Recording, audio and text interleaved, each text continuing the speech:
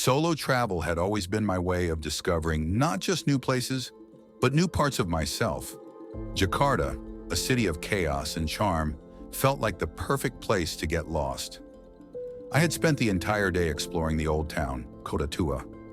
I wandered through colonial-era buildings, watched street performers, and sipped on es kopi susu at a tiny cafe. As the sky turned shades of orange and pink, I decided to take a walk near Sundakalapa port. I hoped to catch a glimpse of the towering Finnissy ships before heading back. The evening breeze carried the scent of the sea, mixed with the aroma of grilled corn from a nearby vendor. I felt free. I felt weightless until the first raindrop hit my cheek. Within seconds, the drizzle turned into a full-blown tropical downpour. Jakarta's traffic was already bad on a normal day. But with the sudden rain, the streets turned into a sea of red brake lights. I hadn't planned for this. My rideshare app refused to load, taxis were full, and my hotel was miles away. That's when I met Raka. A young guy, probably in his mid-20s, stood nearby under the same shop awning, shaking out his wet hair. He glanced at me, then at the storm. "Not from here, are you?" he asked, switching seamlessly from Bahasa to English. I laughed. "Was it that obvious?" He grinned. "A little." Then, noticing my dilemma, he gestured toward his motorbike parked under the awning.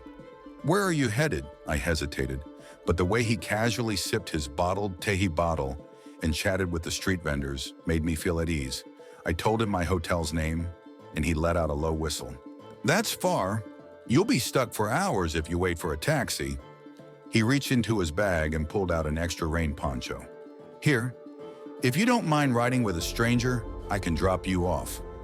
I knew the risks of trusting strangers while traveling alone, but something about the warmth of the moment, the rain-soaked streets, the smell of roasting peanuts from a nearby stall, and his easygoing nature made me take the chance. The ride through Jakarta at night was an adventure on its own. The city, usually loud and bustling, felt softer in the rain. Neon signs reflected off the wet roads, and the hum of motorbikes blended with the occasional honk of cars. I held on to the sides of the seat, feeling the city move past me in a blur. By the time we reached my hotel, the rain had slowed to a drizzle. I hopped off, handed him the poncho, and thanked him. He simply smiled. "One day, help another traveler," he said. "That's how the road works." And just like that, with the rain fading into the distance and my heart full, I knew this was a story I would carry with me forever.